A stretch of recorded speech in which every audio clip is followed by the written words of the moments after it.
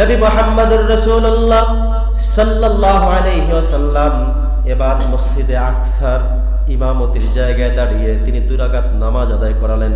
কোরআন থেকে তেলাওয়াত করলেন, আবেগ দিয়ে হৃদয়ের সবটুকু ভালোবাসা দিয়ে তেলাওয়াত করলেন। সমস্ত নবী রাসূলরা অবাক হয়ে গেল, এটা আবার কে? উনি কে? কি পরিচয় তার? কোন কিতাব থেকে বলল? জীবনে কখনো তেমন কিতাব শুনি নাই, এমন আয়াত শুনি নাই, এমন কালাম শুনি নাই, এমন কথা শুনি নাই। কোত্থেকে এসেছে লোকটাকে? এবার জিবরাইল আলাইহিস সালাম নামাজ শেষ করার পরে আস্তে করে দাঁড়িয়ে গেলেন, বললেন কথা আছে, বসেন।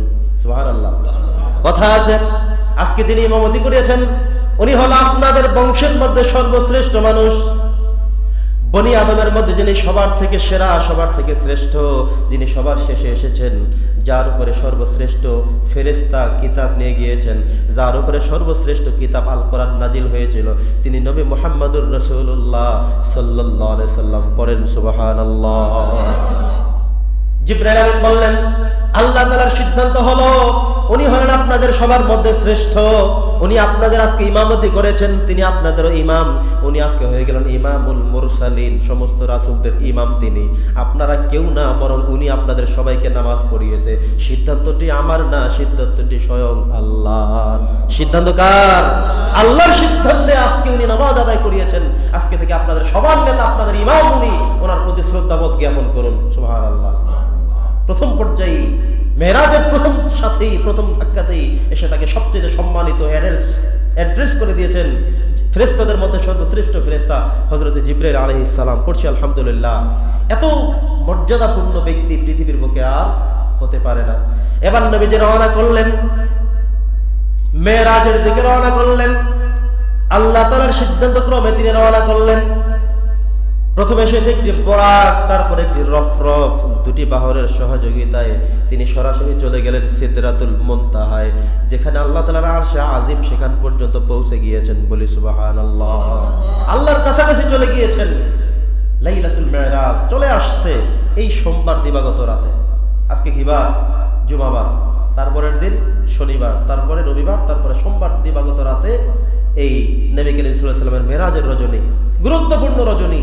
চেষ্টা করব আমরা অন্তত কিছু অতিরিক্ত নামাজ, কিছু অতিরিক্ত আমল করে এই রাত যে পবিত্রতম রাত, এই রাত যে বরকতপূর্ণ রাত, এই রাত 621 খ্রিস্টাব্দের যে রাত ঘটে গিয়েছিল, এ রাতে নবী মুহাম্মদুর রাসূলুল্লাহ সাল্লাল্লাহু আলাইহি ওয়াসাল্লাম মেরাজে গিয়েছিলেন। এর ইতিহাস যে সংরক্ষিত আছে কোরআনে, ইতিহাস সংরক্ষিত রয়েছে ইতিহাসের গ্রন্থগুলোর মধ্যে, হাদিসের মধ্যে, সেখান থেকে আমরা পেয়েছি। আমরা জানি, বুঝি, বিশ্বাস করি এর একটি বরকতপূর্ণ রাত, যে রাতে, যে রাত থেকে আল্লাহ তাআলা বাছাই করেছেন। অন্য রাতেও তো হতে পারত, লাইলাতুল কদরেও তো হতে পারত। যেহেতু এই রাতটা আল্লাহ চুজ করেছেন, পছন্দ করেছেন, বাছাই করেছেন, এই রাতের বরকত আছে না নাই? অতএব এই রাতে নবী করিম সাল্লাল্লাহু আলাইহি ওয়াসাল্লামের মেরাজের রাত হওয়ার কারণে আমরা একটু হলেও গুরুত্ব দিয়ে, প্রাধান্য দিয়ে কিছু আমল করবার জন্য আমরা চেষ্টা করবো ইনশাআল্লাহ। বন্ধুগণ আমার, এবার নবীজি রওনা শুরু করলেন। এক এক করে আসমান পাড়ি দিলেন, সবগুলো আসমান পাড়ি দিলেন। 7 আসমানে সর্বমোট 8 জন নবী এবং রাসূলের সাথে সাক্ষাৎ হলো, কোলাকুলি করা হলো, কথোপকথন হলো। কিছুক্ষণ আগে তারা এখানে এসেছিলেন, তারা নামাজ পড়ে আবার যার যার মতো চলে গিয়েছেন। এখানে সবাই রুহানি ভাবে এসেছেন, কিন্তু জিসমানি ভাবে আল্লাহ তাআলা তাদেরকে ওই 7 আসমানে 8 জনকে রেখেছেন। নবীজি সবার কাছে গিয়েছেন। প্রথম আসমানে গিয়ে আদম নবীর সাথে সাক্ষাৎ। জিবরাইল আমিন এবার পরিচয় করিয়ে দিলেন। ও কিছুক্ষণ আগে যে নামাজ পড়ে এসেছিলেন উনি সেই নবী মুহাম্মদুর রাসূলুল্লাহ। কোথায় যাচ্ছেন? বলে আল্লাহর সাথে সাক্ষাৎ করার জন্য আমরা রওনা করেছি। সুবহানাল্লাহ। কোথায় যাচ্ছেন? যে আল্লাহর সাথে সাক্ষাৎ করতে। বলে কি বলেন না? বলে হ্যাঁ, আমি জিবরাইল নিয়ে আসছি, একদম জমিন থেকে নিয়ে আসছি। এখান থেকে এরপরে উপরে আস্তে আস্তে করে একদম জায়গা মতো নিয়ে যাব। সিদ্ধান্তটি কার? আল্লাহর সিদ্ধান্ত। হিংসা করে, টেনশন করে লাভ নাই। আপনাদের সৌভাগ্যে জুটে নাই, ওনার জন্য জুটেছে। উনি স্বয়ং আল্লাহ তাআলার মেহমান। আল্লাহ তাআলা আমাকে পাঠিয়েছেন, আমি নিয়ে যাচ্ছি।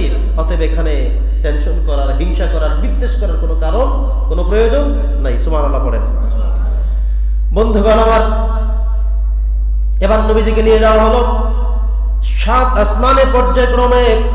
চতুর্থ আসমানে হযরত ঈসা আলাইহিস সালাম সাথে ইয়াহইয়া আলাইহিস সালাম, দুজন নবী একসাথে একই আসমানে রয়েছেন। সপ্তম আসমানে রয়েছেন হযরত ইব্রাহিম আলাইহিস সালাম, সবার সাথে কথা হলো, সৌজন্য সাক্ষাৎ হলো, মুসাফা হলো, দোয়া হলো।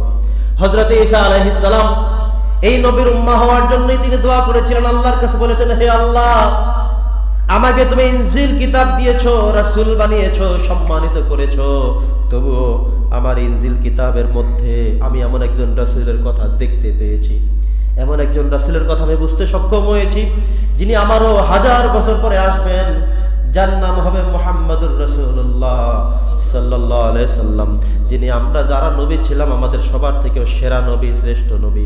ওগো আল্লাহ, তুমি আমার এই দোয়া কবুল করো, আমাকে যে নবুয়ত এবং রিসালাতের দায়িত্ব দিয়েছো আমি সব পূর্ণ করব, তবুও তারপরে হলেও আমাকে মুহাম্মাদুর রাসূলুল্লাহ আর তুমি উম্মত হিসেবে কবুল করে নাও।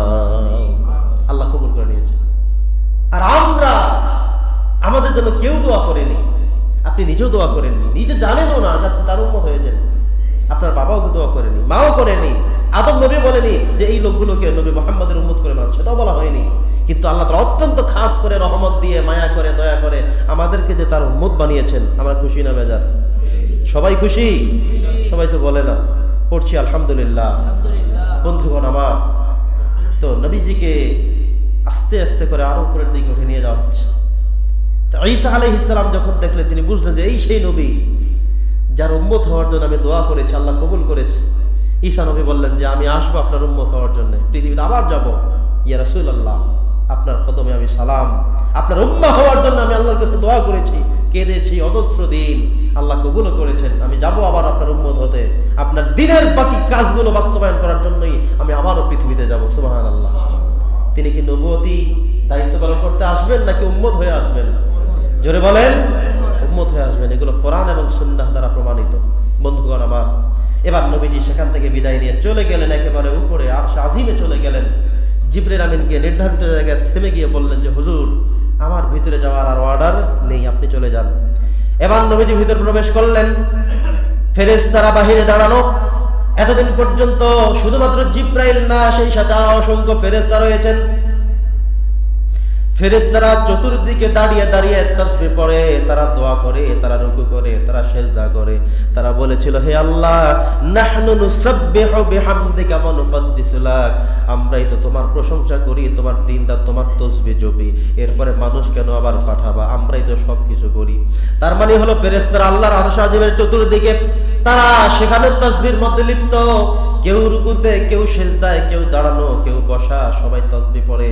যখন দেখলো এতদিন পর্যন্ত, আজও পর্যন্ত কোনো মানুষকে, কাউকে এই পর্দার ভিতরে ঢুকতে দেখি নাই, জিবরাইলকেও ঢুকতে দেখি নাই, আজকে উনি কে এসেছেন, কোত্থেকে এসেছেন? উনি তো সরাসরি ভিতরেই চলে গেলেন, উনি আবার কে? একে অপরকে জিজ্ঞাসা শুরু করলো, কান দাঁড় করে রাখলো, ভিতরে কি হয় শুনবে, আল্লাহর কি অর্ডার দেন তিনি কি বলেন শুনবে। এবার নবী মুহাম্মদুর রাসূলুল্লাহ সাল্লাল্লাহু আলাইহি সাল্লাম প্রবেশ করা মাত্রই তাহিয়াত অভিবাদন করলেন।